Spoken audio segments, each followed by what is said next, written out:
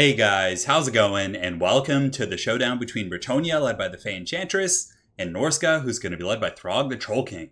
So without further ado, let's jump right into this match and have some fun.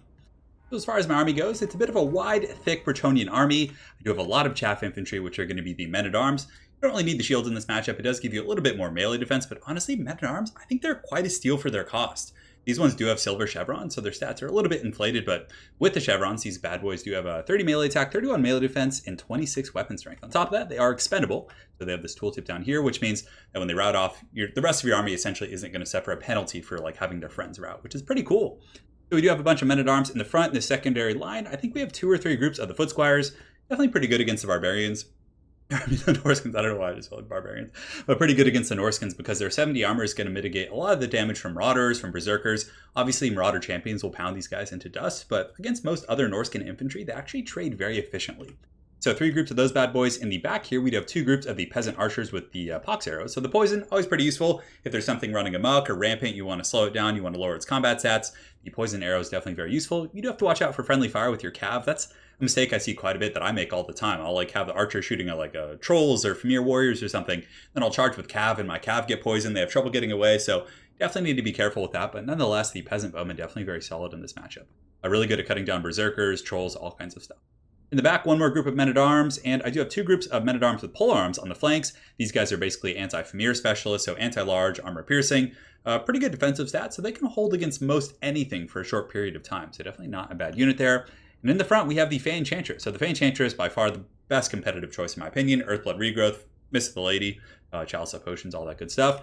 We do have the Defenders of Flare de Lis here, who are going to be joined by another group of Knight Errants. These guys are pretty good for their cost against the Norskins. Norskins tend to bring like fairly lightly armored infantry, some Marauders, Spearmen, and even Champions, I think, have 80 armor. They can still do some pretty good damage with effective cycle charging. In worst case scenario, you can kind of use them like a vulture unit. So you use them in the back line to kind of chase down routing units and do that whole job.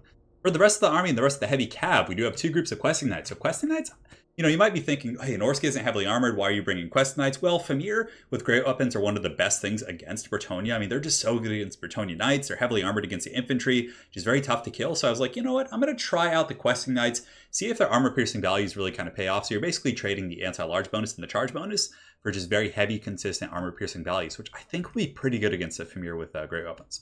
So that's pretty much it for my wide, thick army over here. For my opponent, he has a couple of groups of Marauders. He does also have Norscan Ice Trolls, which are a pretty good pick. If you use them defensively, enemy cav come in, they rush in, they have armor piercing, they have frostbite, they can do quite a bit of work. However, they are very squishy against archer fire, so the peasant bowman should be pretty good against those bad boys.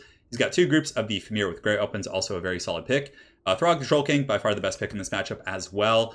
Even though he can take some peasant bowman fire, he usually can regenerate through relatively weak missile fire, and he's just a monster against cav and pretty much everything. So Famir Balefiend with Shadows, he's got the Enfeebling Foe and Melkoth, definitely good stuff there. Hunters with Javelins to provide some overwatch when my cav do come in. And he has 3 groups of the Norscan Frosthound. So again, something else that if I commit and he's able to catch me, it can be really, really punishing.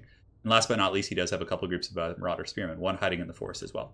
So without further ado, let's get this show on the road. So right now I decided to do a frontal charge here, but when I saw the Melkoth, I was like, I'm going to pull back. It's a little bit risky. The Norscan Ice Wolves would have pinned me in the engagement there. So I decided to pull back and just be a little bit patient.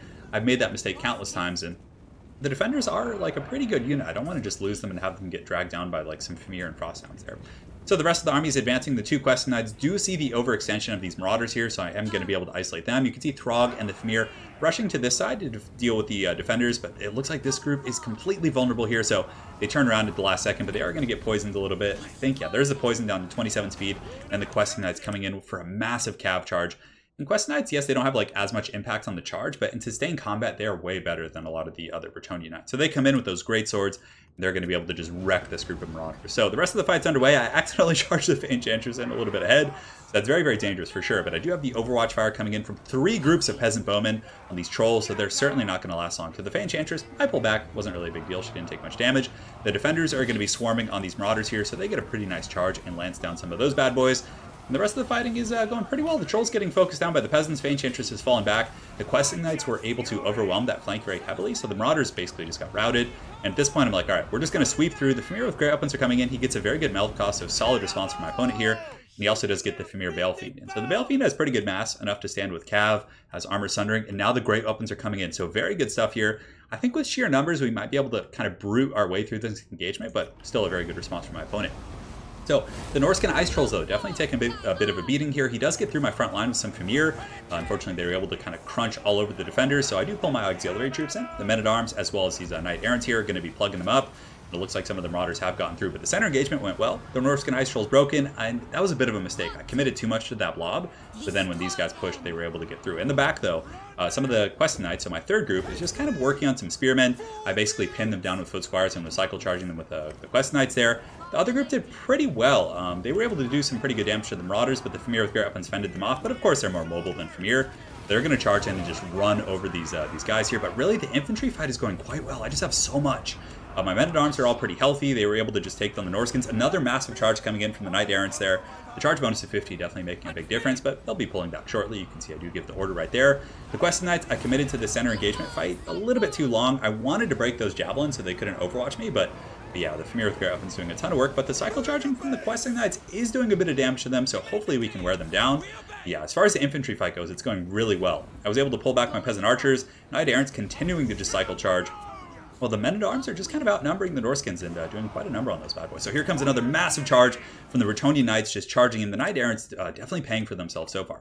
They're charging into the back of the Champions. The Champions, of course, have good armor, but still the charge bonus of 50 plus kind of the impact is going to be pretty substantial. So the Heroic Knights of Bretonnia charging in. The Peasant Archer line still in pretty good shape, working on the Ice Trolls as they come back, but this flank is a little bit compromised. He does have some Spearmen, some Ice Wolves, so he could definitely collapse here, but I do have ample defensive units. I got Men-at-Arms with Polearms, I got some Foot Squires, but it looks like it is devolving into a bit of a pit fight. So he did do a quick maneuver of Throg and was able to get on the Fey Enchantress and use Enfeebling Foe, so she took some heavy damage, but just the sheer numbers here is definitely going to favor my Bretonnian army. In the midst of the Lady, it's going to be draining health like a Mortis Engine, and it's also going to be giving negative melee attacks to all nearby troops. So in the back, the Quest Knight's kind of running rampant. You can see they're going to be hunting down the Trolls. Definitely do not want those guys coming back or healing because they still have full models. So the Knights of Bretonnia don't really need to commit them to the blob fight. There's still a ton of Norskins to be chased down here, and you can see we're going to be hunting these guys pretty efficiently and also cleaning up the Marauders as they come back. So one of my Foot Squires did overchase. He did get some Spearmen over here to kind of compromise my Peasant Archers, which was a little bit unfortunate. And the bounce bar is pretty even. We're just in this pit fight here. The Famir with great weapons taking some fire, and I really don't care about the poison on Men-at-Arms as well as the Foot Squires. I think it's going to be more cost effective getting it on the Famir. But the Famir are a little bit surrounded. Throg is also surrounded. It looks like one group of the Famir is broken. On the far side, the Knight Errants still continuing to cycle charge the Champions. We are able to break those bad boys, which is going to be really nice and very, very cost effective. Earthblood's going down, so definitely netting some good value there. For the first time in the game, we do pull ahead on the Bounce of Power. He does get some Norscan Hounds over here, but I had some halberds to defend, so these Men-at-Arms with Polearms are going to peel them off the Peasants, which is nice. And here are these Spearmen who are kind of chasing and trolling my Peasants. They were able to turn and brace, a very good micro for my opponent, but nonetheless, I just have a ton of these Questing Knights. So basically, I just wanted to hold them up for a second, allow the Peasants to turn about face, and just start gunning them down, essentially. So these guys, pretty low leadership, definitely going to get tanked by these Peasant Archers. But Throg's kind of out and about. Looks like he was trying to chase down the Fey Enchantress, but of course she rides a Mighty Unicorn, so she's pretty quick. And the Famir Warriors with great weapons, obviously, pretty good in combat, but just against like sheer numbers like this, and there's Polearms mixed in here. Yes, the Peasants of Bretonnia and Men-at-Arms are not having a good time, but they are going to be able to just basically zerg these Famir with great weapons. So going pretty well in that engagement here. For Throg, the Troll King, he's continuing to fight, but again, he's kind of getting swamped as well. It's kind of like that scene in Gladiator. For any of you guys who haven't seen it, with Russell Crowe, it's like one of my favorite movies of all time. There's that scene in the beginning when like the barbarian warlord is like fighting, and he's doing pretty well against the Roman legionaries, but eventually he gets like fully surrounded and just like shanked from all angles and goes down. That's basically what's happening to Throg here. So on the far side, the Fey Enchantress does get caught by some Norscan Ice Wolves. She was actually chasing off the Famir with great weapons, but the Peasant Archer is doing a ton of work this game. They're actually able to pick those doggos off and free up the Fey Enchantress. I have some rallying Men-at-Arms as well, but the Quest Knights doing really good this game. I definitely think that there is a case to be made for them as opposed to the Grail Knights. I mean, the Grail Knights have a huge charge bonus, so they can wreck infantry, but having that extra AP on the battlefield is pretty damn solid. So that's pretty much going to be it.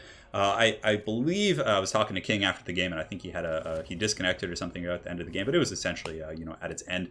But yeah, I really did like his build. I thought it was pretty solid. The Famir with great weapons were tough. The Norscan Ice Wolves tough as well. Something that I think is incredibly powerful against Bretonnia is, this build that he was using is pretty similar to the one in my guide. However, what I usually do against Bretonnia is I use throwing axes, so Marauder Horsemen with throwing axes. They can kite the heavy Bretonnian cav, they can kind of pick them apart and do some very good work as well. But the Famir with great weapons, definitely very solid there. And let's actually jump over and take a look. But regardless, very well played to my opponent, King Agizal. That was a really fun game. I enjoy using the Knight Errants and just kind of having those fierce battles with the Norscan hordes. So very well played, man. And again, thanks for all your support on the channel, King. The King is He's always been a good dude here on the channel. So thanks again, man. So let's go ahead and take a look at the build that I like to use in this matchup. So we'll go ahead and go to custom battles here. I'm just forgetting things. I can't remember.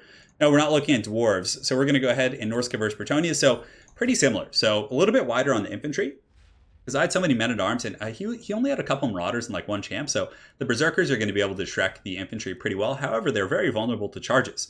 So you have a couple Marauders as well, 2 Familiar with Great Weapons, 1 Hound, and whenever the heavy cav of Bretonnia charges, you basically have your 3 Marauder Horsemen go after the high-value targets, and then you use the Melkost just like he was doing. That was incredibly solid play, and then you're able to get massive throwing X value, and it just tears apart the heavy cav. So a little bit more infantry as well, just to kind of deal with some of the the numbers that Bretonnia can throw at you. So anyways, hopefully you guys enjoyed. Hopefully this post-game analysis and build here is going to be helpful as well. And we will see you guys next time. Take care.